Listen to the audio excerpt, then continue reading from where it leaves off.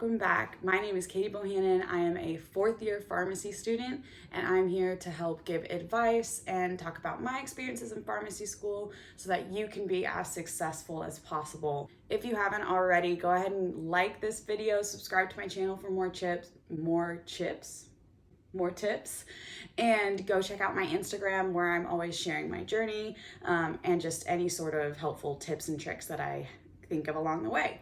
So this video is focusing on P1. So this is focusing on incoming pharmacy students and 10 tips that will help you be successful in your first year of pharmacy school so that you can be set up for success the whole time.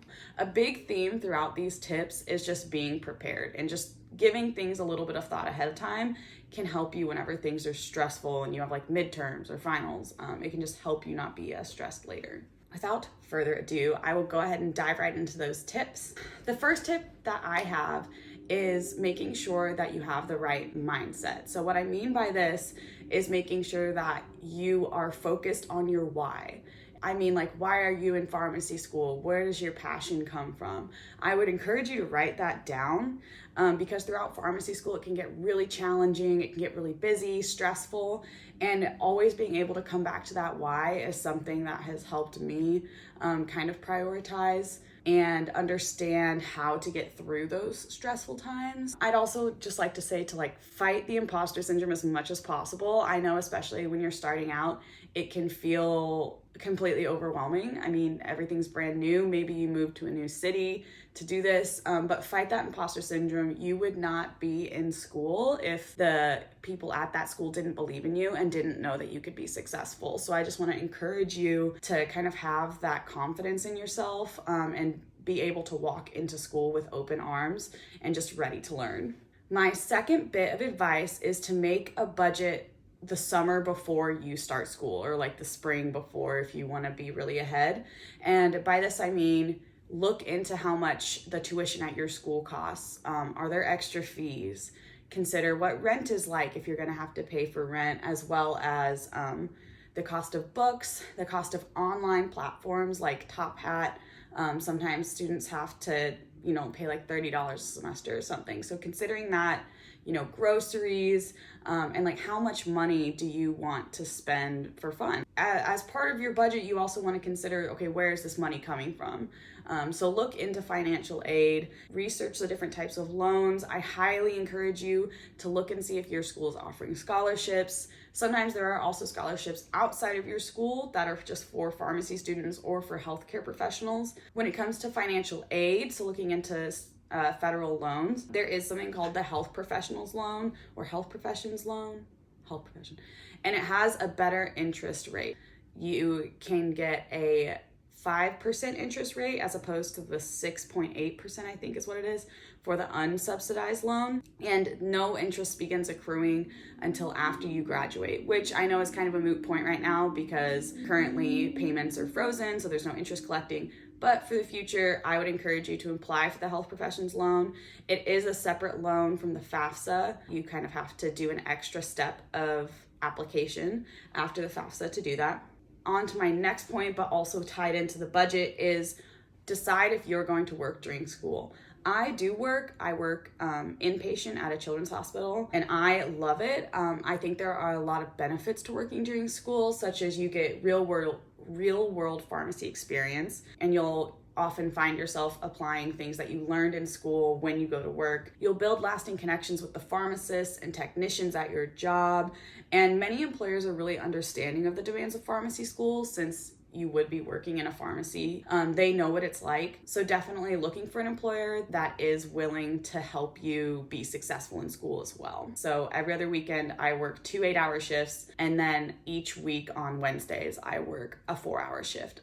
So that's a fairly common way that especially hospitals do it. But definitely that's just something to ask your employer, just asking them, what are my normal shifts? What do I do if there's a school meeting or a school function that I need to go to? How do I approach that with you? I would just encourage you to talk to your employer about that stuff, so that way you just know how to handle things once you get to school. My fourth tip is organization. So this can be utilizing a Google Calendar. It can be using a planner. It can be, just having a daily to-do list. It's whatever works for you. For me, I have a Google Calendar that I share with the people that I want to know my schedule, and I can use it for reminders as well. And I also live and die by my planner. I've used a lot of planners throughout my life, and I'll link some in the description below, but I think my favorite one for pharmacy school has been Erin Condren's academic planner. So that's what this one is. This is a 2022 academic planner by Erin Condren. And I mean, come on, it has like Baby Yoda on it. I don't know why you wouldn't want this. This isn't like sponsored or anything. I truly just like it a lot. The monthly layout, but it also gives you a spot to write down your like goals and events for the month. This is a new planner, so I just started using it, so that's why it's empty. But then you can also write down like your projects and exams, which I think is really, really helpful when you're just trying to need to see your month at a glance. So this is probably my favorite planner. I have also used a lot of Vera Bradley planners, as well as like the Passion Planner. And I do like all of those as well, but I think this one is kind of the easiest to just jump into for pharmacy school. You don't have to get anything like fancy like this. You can also go to Staples and get like a normal weekly or daily planner. That's perfectly fine too. Like, it's whatever you are going to feel comfortable and successful with. And I think part of why I really needed good organization going into school was because you have co-curriculum. So you have credit bearing requirements for pharmacy school. So these are like getting all of your immunizations, getting your pharmacy intern license, logging volunteering hours, logging intern hours. I think for that reason, it's really good to have a planner, or at least like a reminder somewhere in your phone or in your calendar for those events, because that was the hardest thing for me to manage, was kind of understanding, I have to do all of this and it's not worth a grade, but if I don't do it, like, I can't move on. So I think making sure you're prioritizing those non-credit requirements as well as the credit-bearing requirements is important.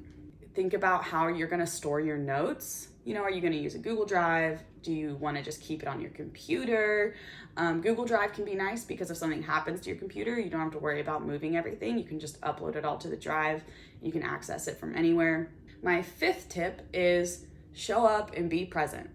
It sounds simple, but it can be very tempting to just watch the recorded lectures online and not go to class. However, I think especially in your first year, it's really, really important to show up, go to class, meet your classmates, and just spend time at your school so that you can meet people in other years. Like, P1s can meet P4s or P3s or P2s just by being at school and passing each other in the hallway and interacting that way. So I highly encourage you to show up and be present. Make sure that you're in class physically and mentally. You worked really hard to get to this point, so make sure that you're embracing your schooling while you can. And yeah, just making sure you're using those lecture recordings as a resource and not your only source of learning. And kind of going along the same path of like, be at school, interact with new people, that kind of thing. That moves me on to my next point, which is getting involved. Pharmacy has so many amazing organizations that you can be a part of, and pharmacists can do things in, I don't even know how many fields. Like, there's so many jobs for pharmacists, and I think the best way to learn about them is to get involved in organizations, because student organizations will bring in speakers from all of these different areas of pharmacy. So I highly encourage you to go to some of those meetings. I'm sure that'll all be happening at the beginning of the year, beginning of the semester. I know at my school we had like an organization fair at orientation. So definitely make sure you're like taking all the free stuff from there so you can review it when you get home, because all of the acronyms can be really confusing and kind of just starts to sound like alphabet soup. Organizations are a great way to volunteer, to get to know older members, and to also see what kind of future leadership position you might like to take on.